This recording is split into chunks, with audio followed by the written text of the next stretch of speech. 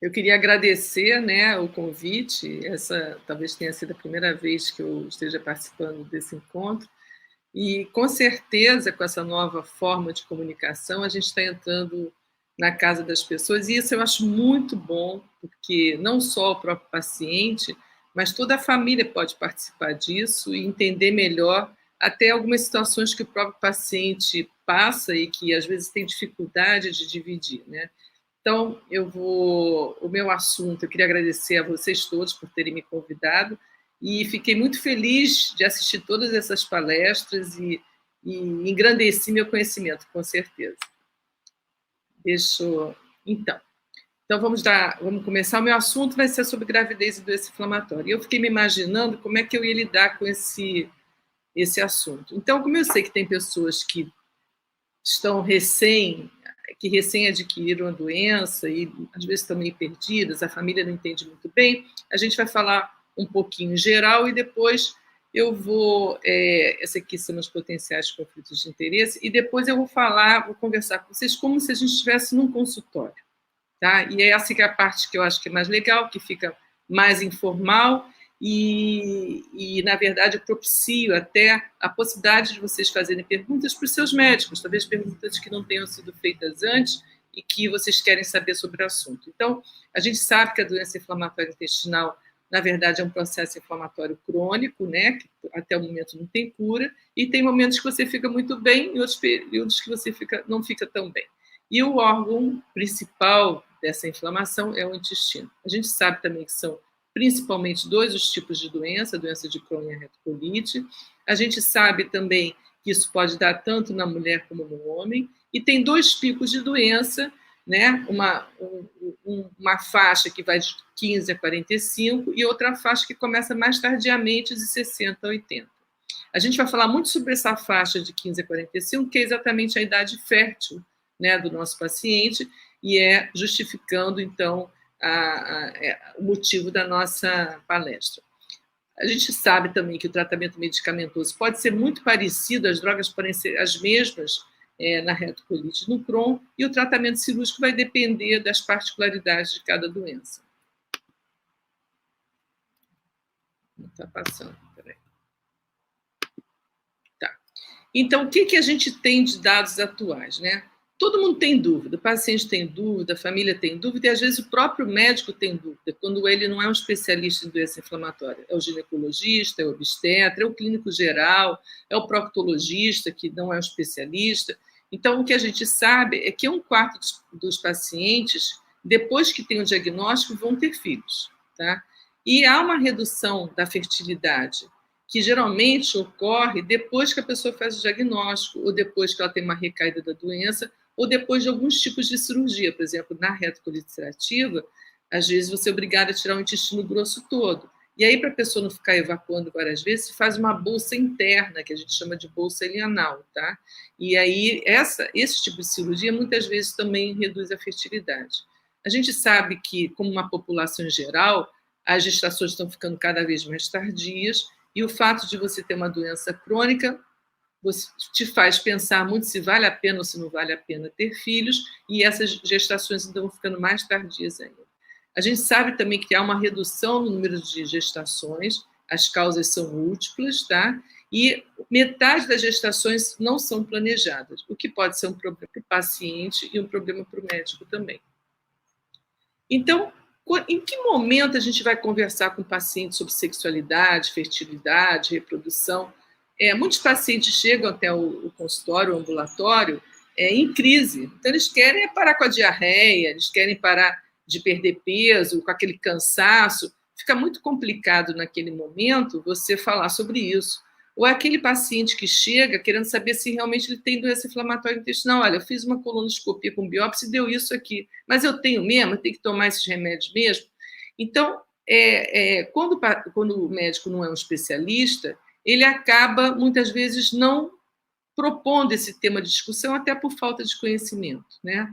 Já em relação aos pacientes, normalmente a mulher, ela pergunta pouco, mas ela passa a perguntar mais quando ela efetivamente está mais controlada e tem essa perspectiva de pensar, não, agora, será que eu não posso ter meus filhos?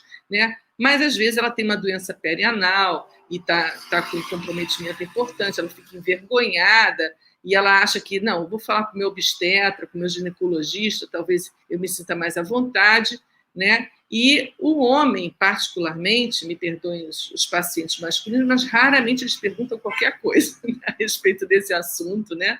Quando o casal tem alguma dificuldade, né, em conceber, quer dizer, de ter filhos, nas várias tentativas, geralmente a mulher ela acaba sendo o objeto de investigação e não o homem, né? E, habitualmente, ele, quando tem alguma coisa para perguntar, ele vai procurar perguntar para o urologista e não para o especialista, nem para o médico que acompanha muitas vezes essa sua mulher. Então, isso causa muita frustração, ansiedade, às vezes até uma dificuldade de relacionamento do casal. E a proposta é que exatamente a gente crie esse ambiente para que a gente possa conversar sobre esses assuntos. Então, a gente, para tentar desmistificar parte disso, a gente tem umas perguntas que são as perguntas mais habituais, o que vocês deveriam fazer, né? Se a gravidez pode piorar a doença, se a doença pode interferir na evolução da gravidez, se a doença pode prejudicar o filho que está lá na barriga, quais os riscos desse filho ter doença inflamatória, se o tratamento que você está fazendo pode gerar alguma má formação no seu filho, se pode ter parto normal, se pode amamentar e se eu devo suspender o medicamento em qualquer momento da minha gestação. Então, a gente vai conversar como se o paciente estivesse na minha frente, né?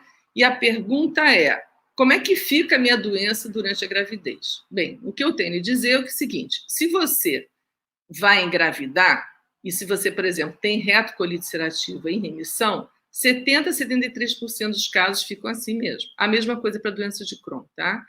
No caso da retocolite ativa, mais da metade dos casos pode piorar, ou então a pessoa vai manter aquele grau de atividade. Então, vocês já viram por aí que o ideal é estar bem, com a doença sob controle, e aí o médico vai fazer alguns exames para ver se realmente você está bem, para depois você pensar em engravidar. E se já estiver grávida, né, a pessoa chega com a gravidez já estabelecida, eu estou feliz porque estou grávida, e o médico começa a coçar a cabeça, meu Deus do céu, e agora? Então, existem riscos reais, né? Mas se você está com atividade, quase cerca de 30% a 35% das pessoas, ou das pacientes, podem melhorar. Então, as medicações vão ser revistas no sentido de manter a gravidez e que você esteja bem e o seu neném também. E depois do parto, como é que fica isso? Muitas vezes você tem uma reativação. Então, por isso, o médico tem que orientar para manter a medicação, mesmo durante a fase da amamentação. Então, isso é uma conversa cada caso a caso, mas é importante que essa conversa exista. E em relação à gravidez, se eu tenho doença inflamatória intestinal, minha gravidez vai ser normal? Então, como eu já falei, o ideal é engravidar com a doença controlada.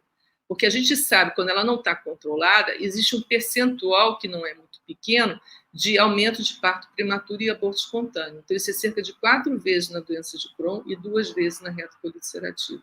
Então, é muito importante que vocês planejem a gravidez. E aí ela diz...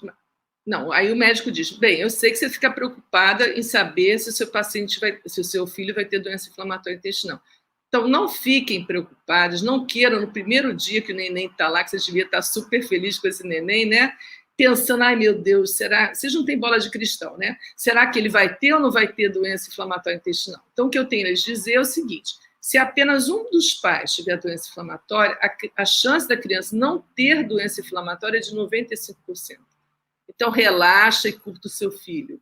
Se você for uma pessoa que tem descendência judaica, a possibilidade da criança não ter é de 90%.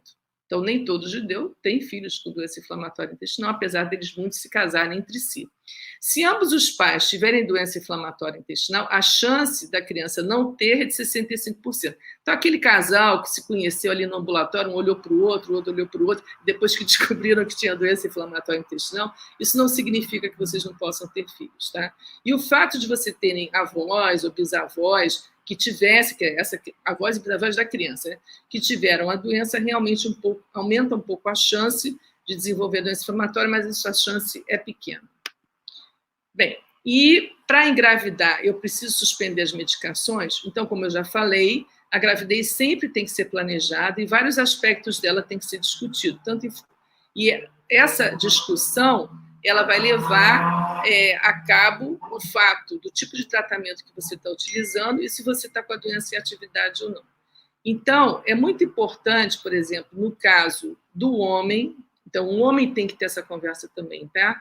O ideal é você suspender a sulfasalazina, se você estiver usando, ou trocar por mesalazina pelo menos 3 meses antes da concepção. Por quê? Porque a gente sabe que alguns homens há uma redução do movimento e do número de espermatozoides, então isso pode dificultar. Atualmente, tenho pedido um espermograma para os pacientes. Eles ficam me olhando com uma cara meio estranha, mas, efetivamente, isso vai ajudar bastante quando você tiver a tal da dificuldade de concepção, a se planejar sobre como investigar isso. E, no caso de você estar usando sulfasalazina, é muito fácil resolver esse problema, é trocar por um outro medicamento.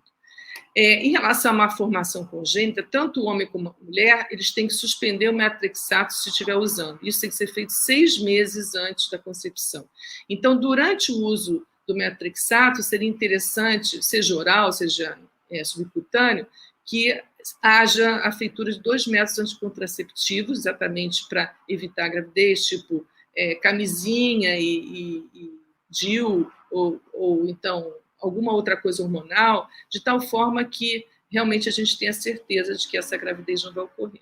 E não deve ser suspensa a azatioprina, sesmercaptopurina, não precisa suspender o biológico. Existem alguns trabalhos agora mais recentes falando que o infliximab pode estar relacionado com a infertilidade. Aí, mais uma vez, vem a questão do espermograma, e aí a gente vê o que vai fazer em relação ao infliximab.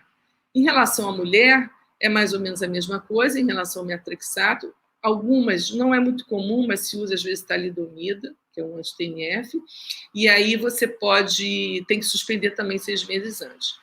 O ideal é, quando você está utilizando o metronidazol, ciprofloxacin, por exemplo, para tratamento de fístulas perianais, o ideal é que haja uma suspensão dessa medicação 3 a 6 meses antes da concepção. E, novamente, não precisa suspender nenhum imunobiológico e nenhuma tiopurina.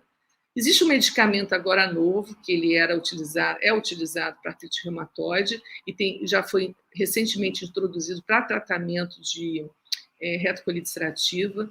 É um medicamento que não é uma droga biológica, é chamado de pequena molécula, é uma classe diferente e que ele é o único tratamento oral, diferente do tratamento convencional, que pode ser utilizado. Então, ele está entrando recentemente no mercado, mas alguns pacientes, exatamente porque têm doenças reumatológicas em associação com a doença inflamatória, acaba utilizando.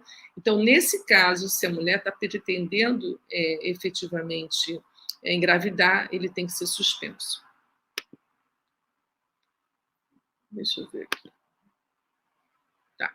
Bem, e durante a gravidez, eu tenho que suspender os medicamentos? A maior parte das medicações é segura e elas só podem ser suspensas se tiver uma orientação médica e do médico assistente, porque senão vocês podem entrar em atividade e aí a situação vai ficar um pouco mais complicada. O médico sempre avalia na modificação do esquema terapêutico o benefício que pode trazer para a mãe e para o feto, então o risco e benefício.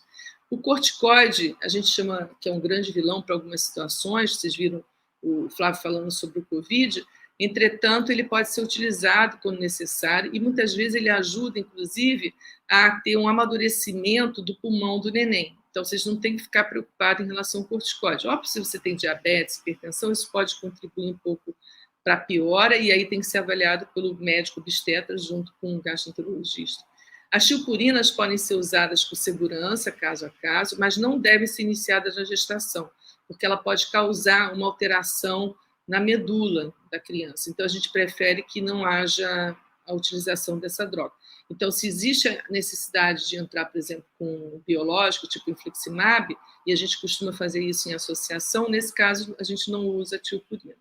Enema e supositório de mesalazina podem ser utilizados, inclusive no 3º trimestre. A gente tinha um pouco de medo que isso fosse aumentar a contração uterina, isso não é real. E o obstetra sempre tem que estar ciente das decisões do paciente, do médico assistente e das consequências em fazer a mudança desse esquema terapêutico. Bem, aí a pergunta da paciente é: eu gostaria de parar de usar biológico durante a gravidez, eu posso? A gente sabe que essa gravidez de quem usa biológico, ela flui da mesma forma que a gravidez de uma pessoa que não usa biológico.